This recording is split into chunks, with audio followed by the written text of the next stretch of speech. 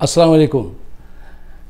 ख़वातीन व हज़रात, एक भारतीय फ़ौजी दूसरे भारतीय फ़ौजी से कह रहा था कि अगर दुश्मन सामने से नज़र ना आए तो पीछे मुड़ के देख लीजिए।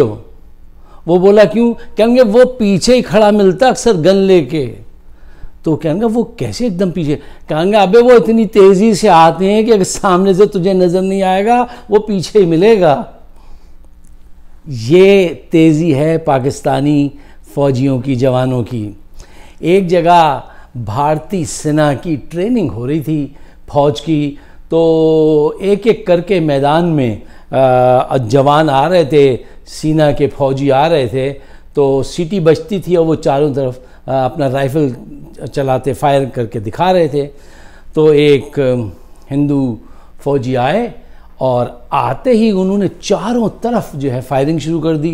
तो उनका मेजर चीखा, वो बोला, अरे अभी मैंने सीटी नहीं बजाई और तूने फायरिंग शुरू कर दी। तो वो कहने लगा, वो सीटी बजा के थोड़ी आएगा। तो वो कहने लगा, अच्छा अगर चलिए बात सही है, फिर भी ये तो बालक देख लेता कि वो तेरे कने राइट खड़ा है, भीतर खड़ा है, लेफ्ट खड़ा है, ईस्ट खड़ा है, वेस्ट खड़ा है, कहाँ खड़ा है ये तो देख लेता।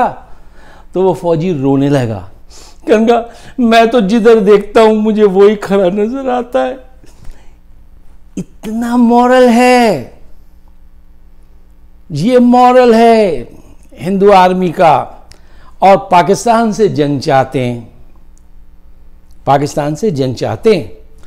ख़वातीन व हज़रात, जंग, आज की जो जंग है वो 100 बरस पुराने स्टाइल की जंग नहीं, पिछले 50 साल की जंग उठा के देख लीजिए तो आपको सब नज़र आ जाएगा कि बड़ी बड़ी क़ुव्वतों को, जिनके पास बड़े बड़े असले के डिपो और डैंड थे, छोटी छोटी क़ुव्वतों ने मारा है। आप डेटा देखिए, आज जो दौर है वो आर्टिफिशियल इंटेलिजेंस का दौर है।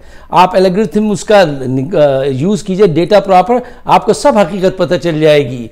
चाहे साइज में कोई कितना भी बड़ा हो, उससे क्या फ़र्क पड़ता है। मीडिया प्रोपेगेंडा नंबर 1, आपका एमिनेशन और करेज, जहानत के साथ जो पाकिस्तानियों के पास उनका खुदा की तरफ से दिया हुआ जेवर है। अच्छा, इससे पहले कि सीरियस बातचीत हो जाए, मैं चाहता हूं, मैं एक आपको छोटा सा क्लिप दिखाना चाहता हूं, प्रूफ ऑफ द पुडिंग। एक फौजी बेचारा रो रहा है, भारतीय फौजी कह रहा है, भाई यार हम वहाँ जाएंगे वो हमको मारेंगे यार, देखो पाकिस्तानी यार वो कितना फौज वो हमको मारती है यार।